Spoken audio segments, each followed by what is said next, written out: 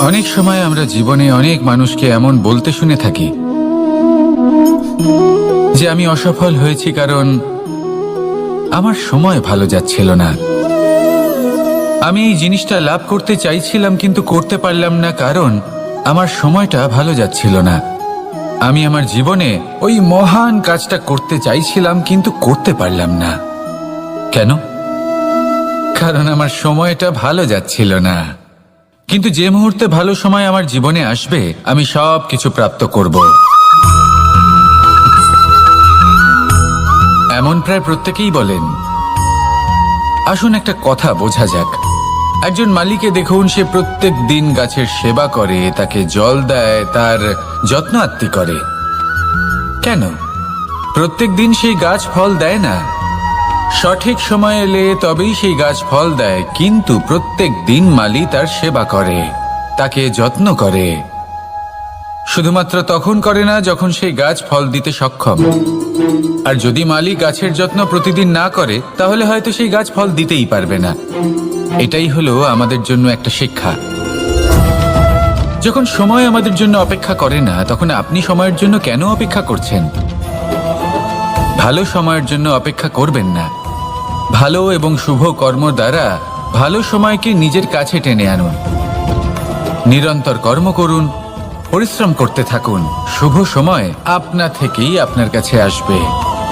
আসুন আমার সাথে ভালোবেসে বলুন, রাধা রাধা। এই শুকনো পাতাটিকে দেখুন, নিষ্প্রাণ হয়ে পড়েছে।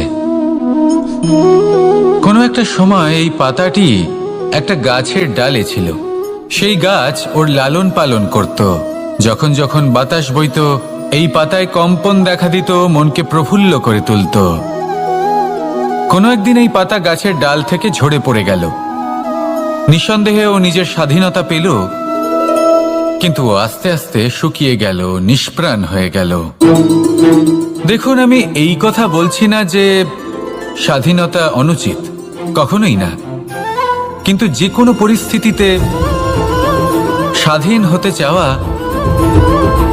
এটা নিশ্চিতরূপে অনুচিত।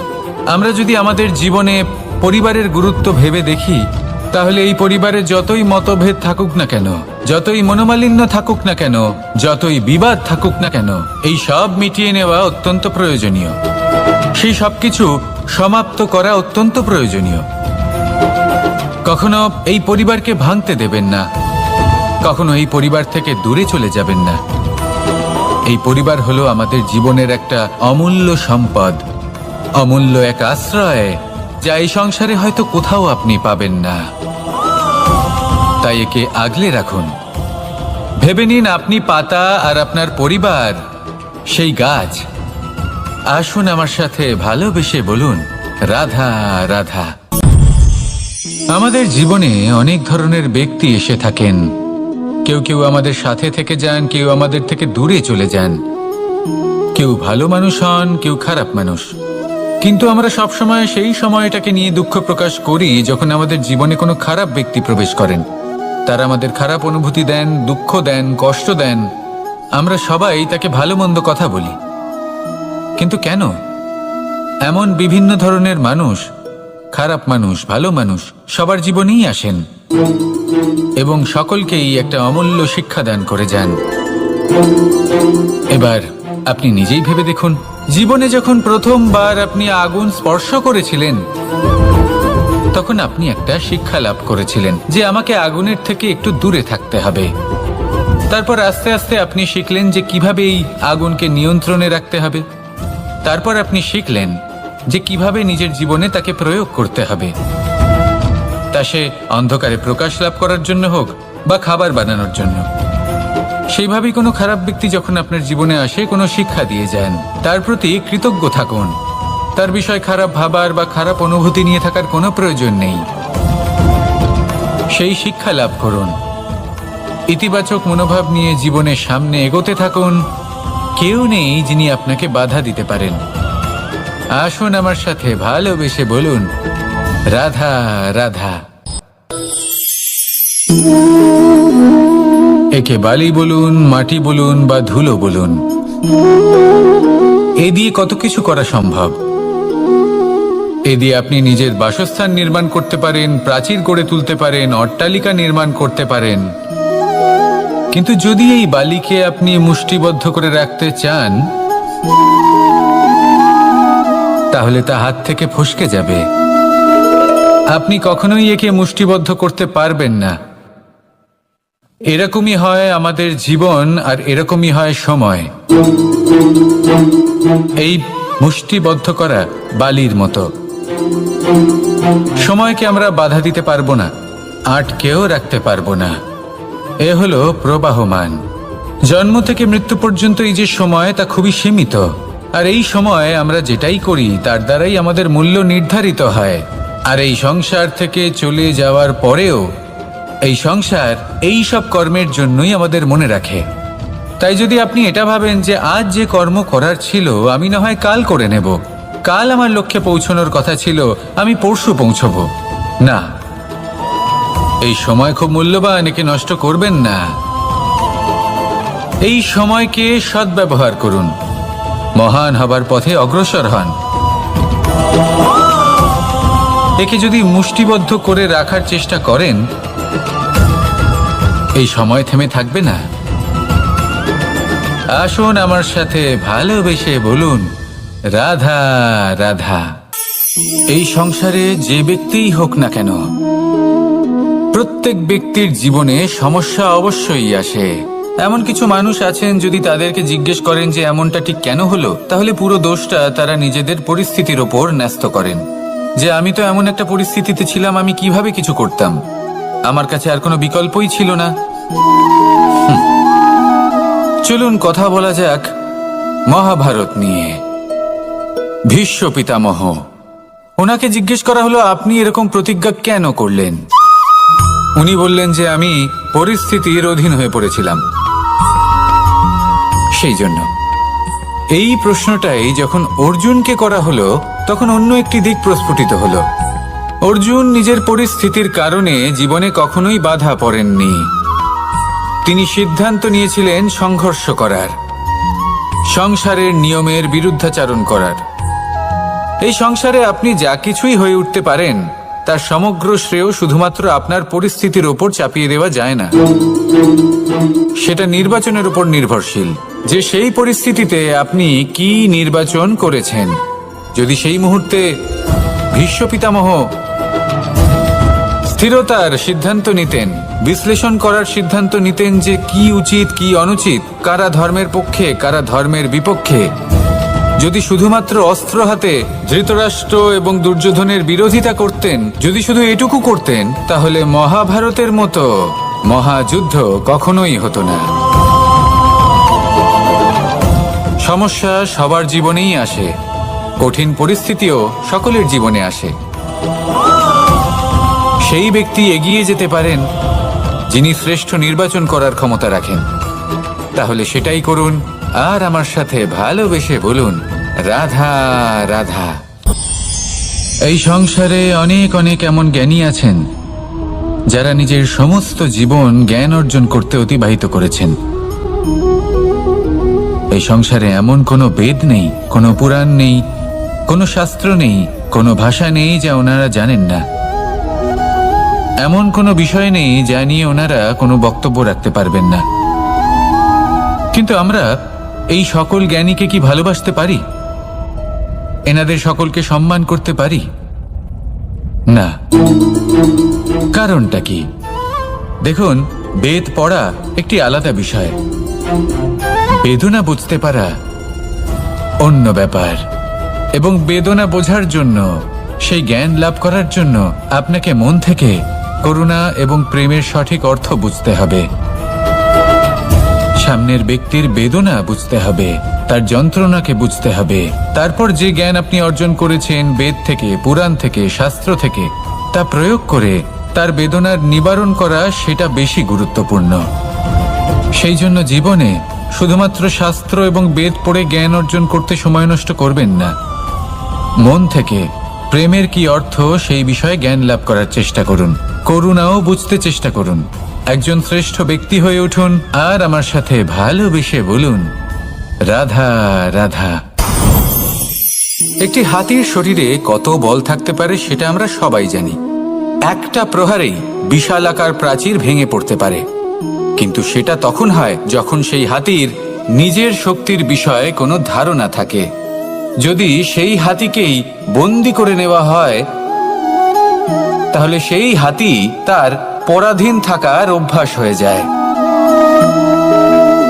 এই পরনির্ভরশীলতা আমাদের শরীরকে নয়, আমাদের মনকে বন্দি করে ফেলে। আর তার পরিণাম হলো এটাই যে আমাদের নিজেদের ওপর নিয়ন্ত্রণ থাকেই না। যদি নিজের ওপর নিয়ন্ত্রণ না থাকে, তাহলে নিজেদের প্রকৃত শক্তির সাথে আমরা কিভাবে পরিচিত হব? সেই জন্য এই সংসারের সব থেকে বড় আনন্দ হলো স্বাধীনতা। এই স্বতন্ত্রতাকে আনুন নিজের বিবেচনায়, নিজের চিন্তাভাবনায়, নিজের জীবনে। কারোর কথায় প্রভাবিত হবেন না। নিজের বিবেকবোধ জাগ্রত করুন এবং এগোতে থাকুন। যখন এই বিবেচনা স্বতন্ত্র হবে, তাহলে এই মন জীবন স্বতন্ত্র হয়ে উঠবে, আর তখনই নিজের আসল শক্তি আপনার সামনে আসবে। আপনার সাহস, আপনার প্রতিভা আপনি জানতে পারবেন, তখনই জীবনে এগোতে পারবেন। তাহলে আসুন আর আমার সাথে ভালোবেসে বলুন, রাধা রাধা।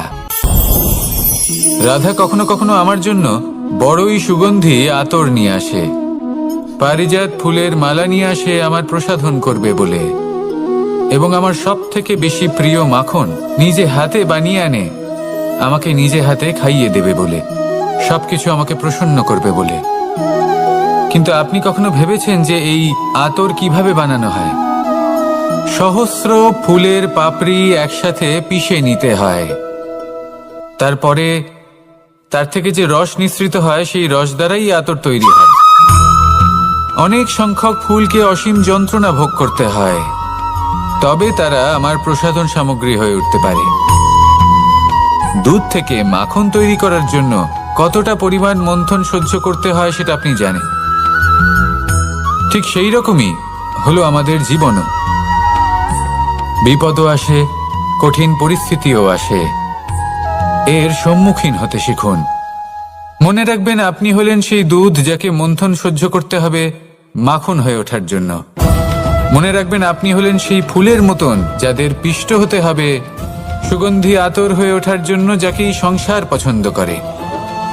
কখনো কখনো জীবনে আপনার সাথে খারাপ শুধুমাত্র এই কারণে ঘটে যাতে আপনার শ্রেষ্ঠ রূপ এই সংসারের সামনে আসতে পারে।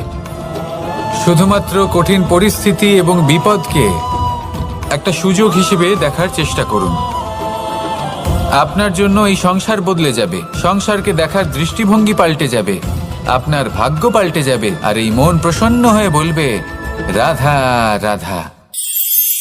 জীবনে অনেক সময় আমরা এটা দেখে থাকি যে আগামী প্রজন্ম সেই কাজটি করে যেটা তার পূর্ববর্তী প্রজন্ম করে গেছেন। একটা উদাহরণ দিই। তাহলে দেখুন, একদিকে আছে মাতা পিতা যারা আজীবন সংঘর্ষ করেছেন ধন অর্জন করার জন্য, তারপর তারই সন্তান তার সাথেই লড়াই করে তার থেকে সমস্ত সম্পত্তি ছিনিয়ে নিল। তারপরে যত সময় অতিবাহিত হয়, সেই সন্তানের সাথেও সেই একই ক্রিয়া ঘটতে থাকে। তার সন্তান তার সমস্ত সম্পত্তি ছিনিয়ে নেয়। তাহলে এমন কি সঞ্চয় করবেন যা পরবর্তী প্রজন্মকে দিয়ে যেতে পারেন সেই বিষয়ে ভাবুন। ভেবে দেখুন, এই যে ধন সঞ্চয় আপনি করছেন, এর আসলে লাভ কি?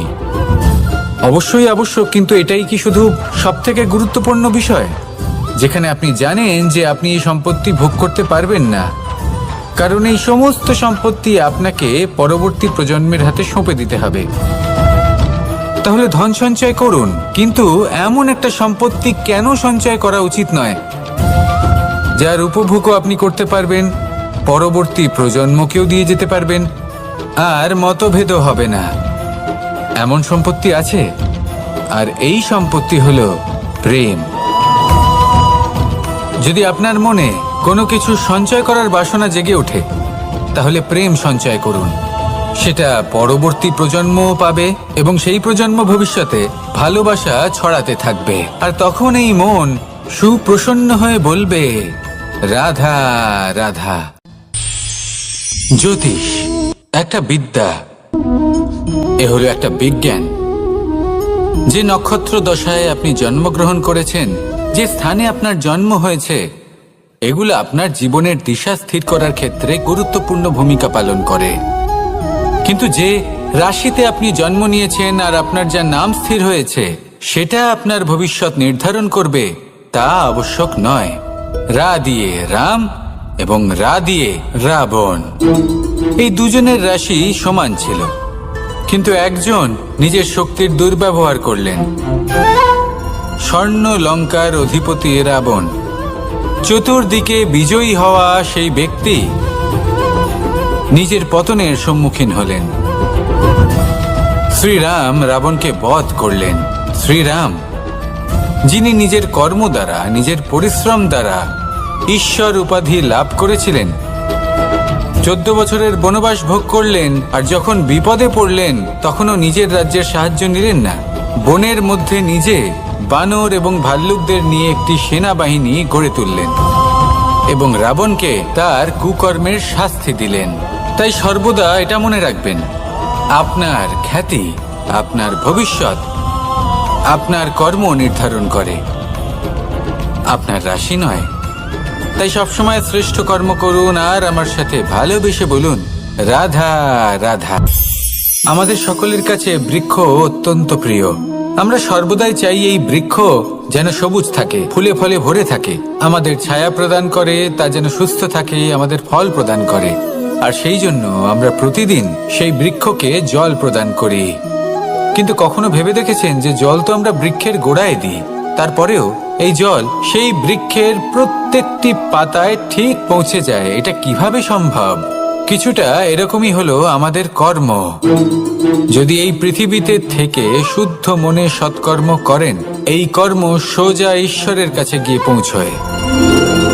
যদি শ্রদ্ধা ভাব নিয়ে, সমর্পিত হয়ে, শুদ্ধ চিত্তে আপনি কাউকে সেবা করেন, তা সে মাতা পিতাই হোক, পরিবার হোক, গুরু হোক, পশুপক্ষী হোক বা সমাজ হোক, তাহলে সেটা সোজা ঈশ্বরের চরণে সমর্পিত হয়।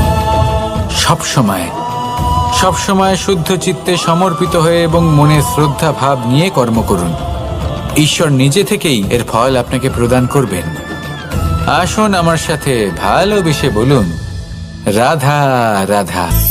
আশা এবং বিশ্বাস মানুষের জীবনের দুই অমূল্য স্তম্ভ। এটাই হলো ঢাল এবং এটাই হলো অস্ত্র।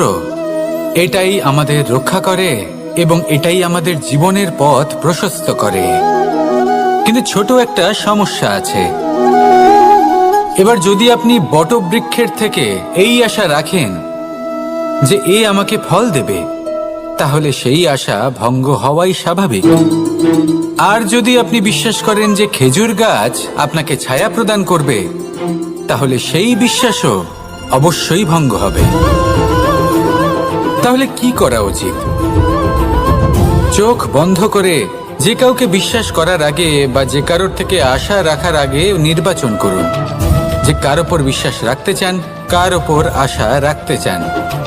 তবে আমি তো বলবো যে বিশ্বাস করতে হলে নিজের ওপর করুন, যে এই সংসারে এমন কোনো কাজ নেই যা আপনি করতে পারেন না। আর শুধু কর্ম করতে থাকুন আর ভরসা রাখুন ঈশ্বরের ওপর, যে উনি আপনার কর্ম দেখবেন আর আপনাকে আপনার কর্মফল অবশ্যই দেবেন, আপনাকে সাফল্য দেবেন। যদি আপনার বিশ্বাস অটল হয়, নিরন্তর পরিশ্রম করেন, তাহলে ঈশ্বর কখনোই আপনার আশা ভঙ্গ হতে দেবেন না। আসুন আর আমার সাথে ভালোবেসে বলুন, রাধা রাধা। যখন মানুষের মৃত্যু হয়,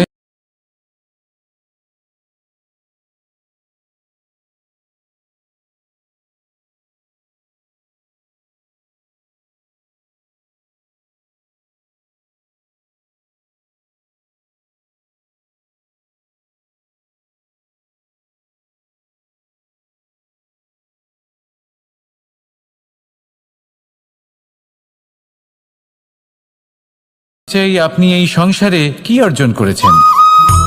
ধন, সম্পত্তি, বস্ত্র, আভূষণ।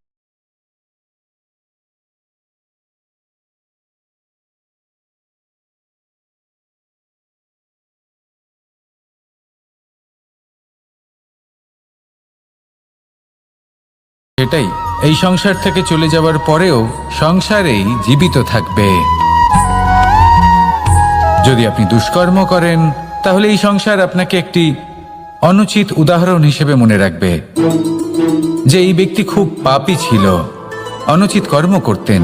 যে পথে তিনি চলেছেন সেই পথে কারোর চলা উচিত নয়।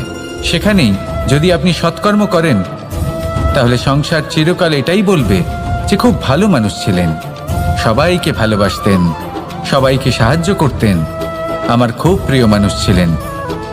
এটাই হলো শ্রেষ্ঠ কর্ম। সেই জন্য জীবনে শুধুমাত্র ধন সম্পত্তি আভূষণ এই সব অর্জন করতে গিয়ে নিজের মনোনিবেশ করবেন না। শ্রেষ্ঠ কর্ম করুন।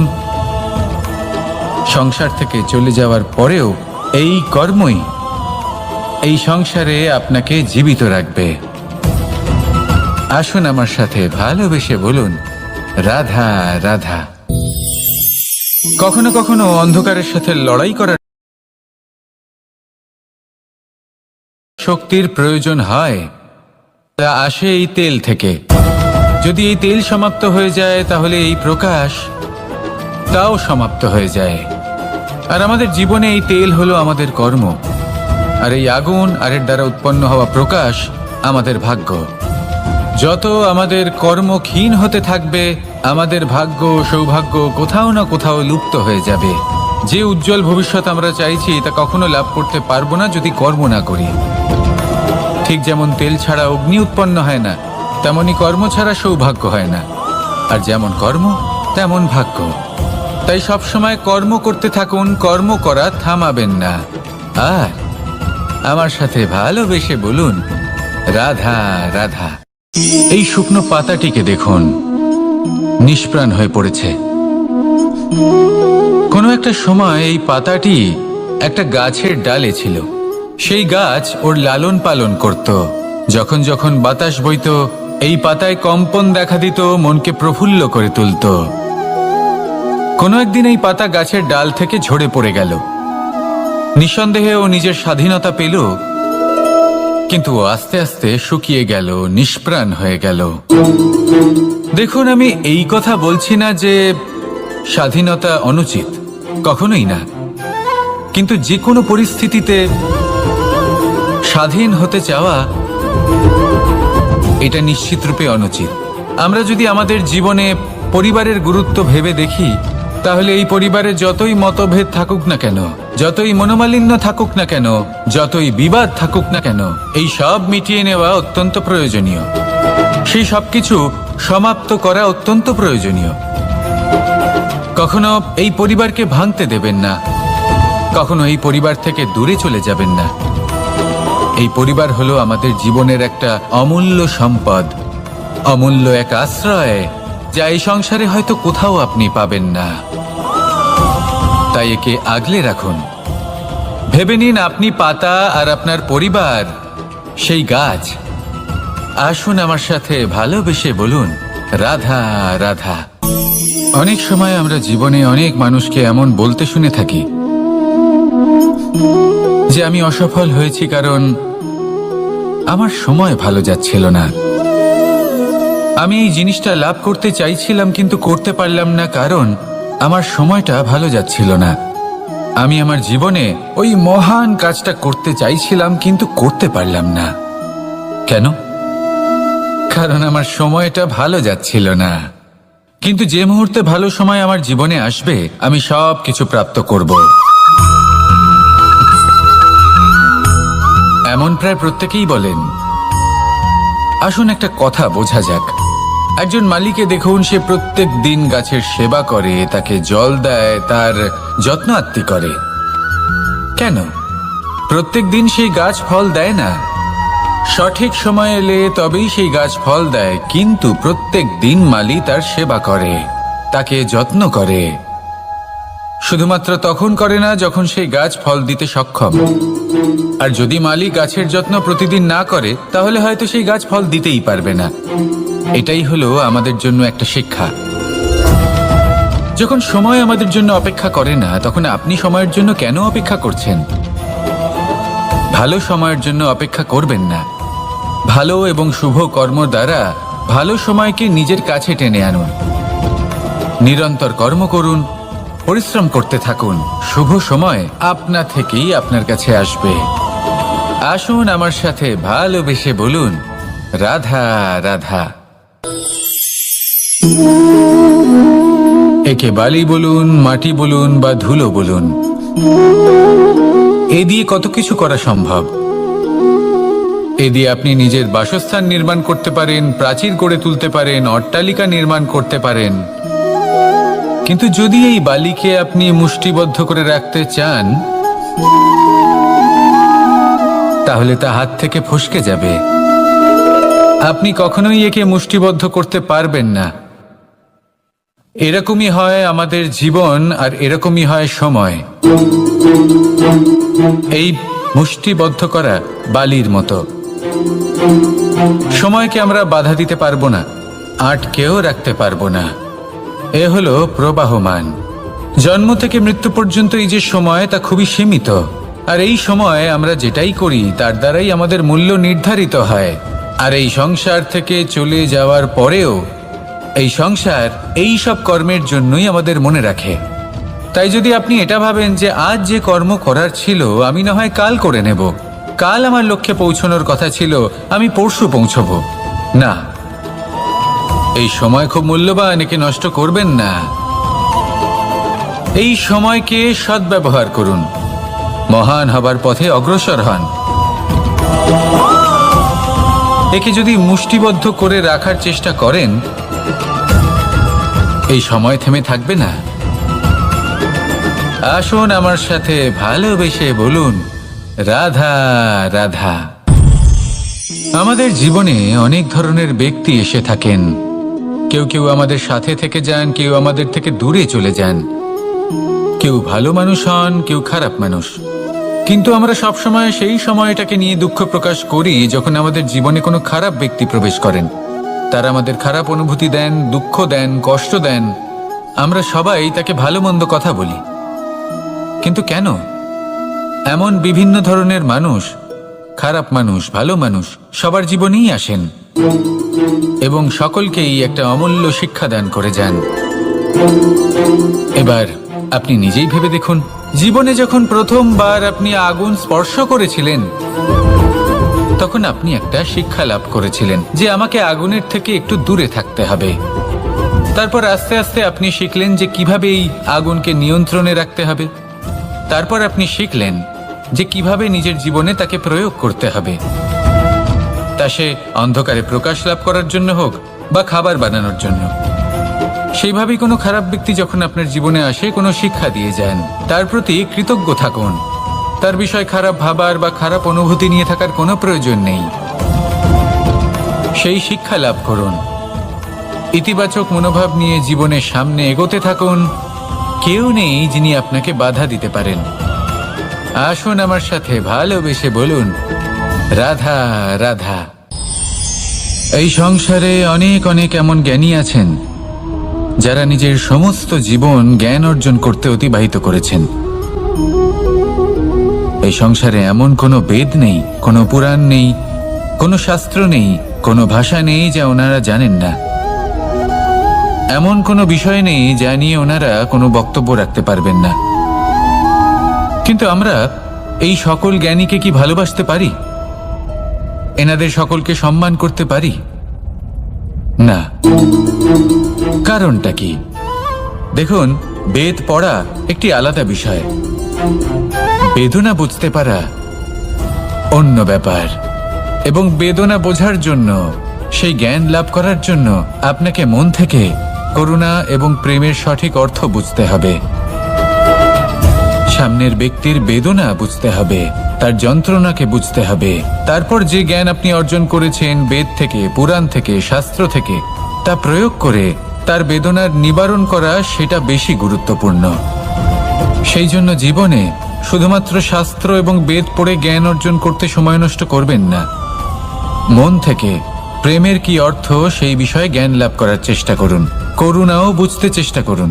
একজন শ্রেষ্ঠ ব্যক্তি হয়ে উঠুন আর আমার সাথে ভালোবেসে বলুন, রাধা রাধা। একটি হাতির শরীরে কত বল থাকতে পারে সেটা আমরা সবাই জানি। একটা প্রহারেই বিশালাকার প্রাচীর ভেঙে পড়তে পারে, কিন্তু সেটা তখন হয় যখন সেই হাতির নিজের শক্তির বিষয়ে কোনো ধারণা থাকে। যদি সেই হাতিকেই বন্দি করে নেওয়া হয়, তাহলে সেই হাতি তার পরাধীন থাকার অভ্যাস হয়ে যায়। এই পরনির্ভরশীলতা আমাদের শরীরকে নয়, আমাদের মনকে বন্দি করে ফেলে।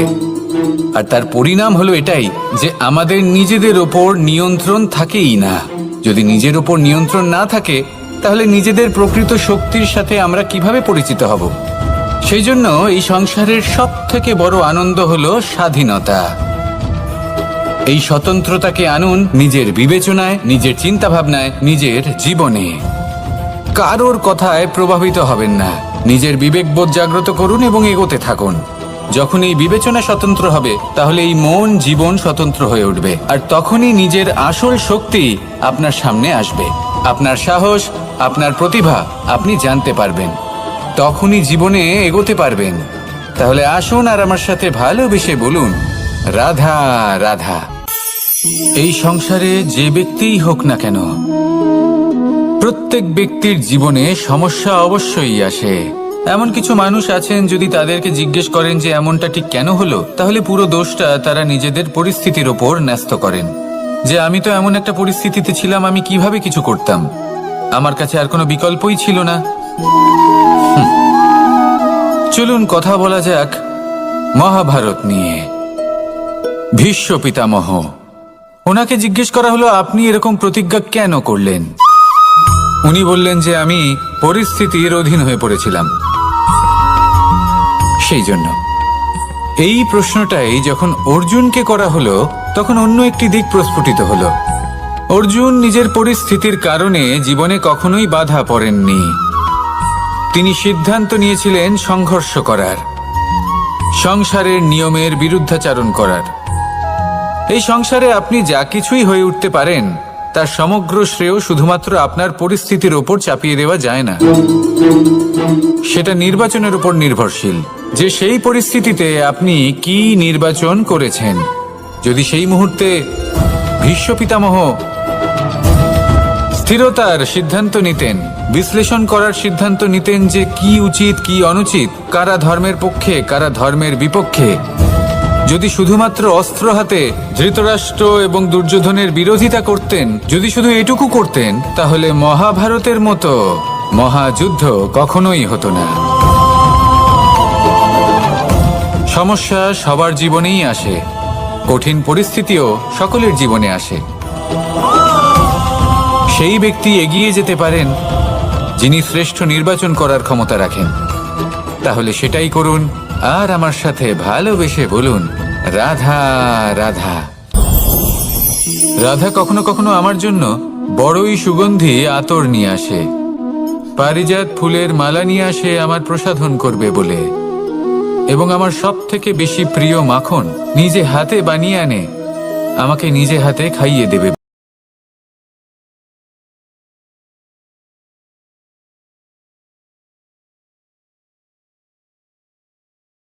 ফুলের পাপড়ি একসাথে পিষে নিতে হয়, তারপরে তার থেকে যে রস নিঃসৃত হয়, সেই রস দ্বারাই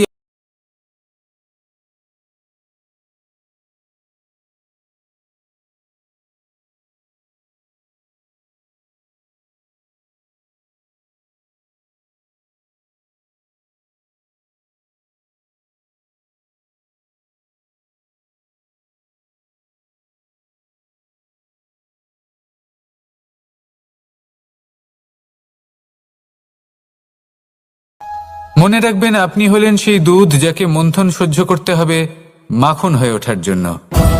মনে রাখবেন, আপনি হলেন সেই ফুলের মতন যাদের পিষ্ট হতে হবে সুগন্ধি আতর হয়ে ওঠার জন্য, যাকে এই সংসার পছন্দ করে। কখনো কখনো জীবনে আপনার সাথে খারাপ শুধুমাত্র এই কারণে ঘটে যাতে আপনার শ্রেষ্ঠ রূপ এই সংসারের সামনে আসতে পারে।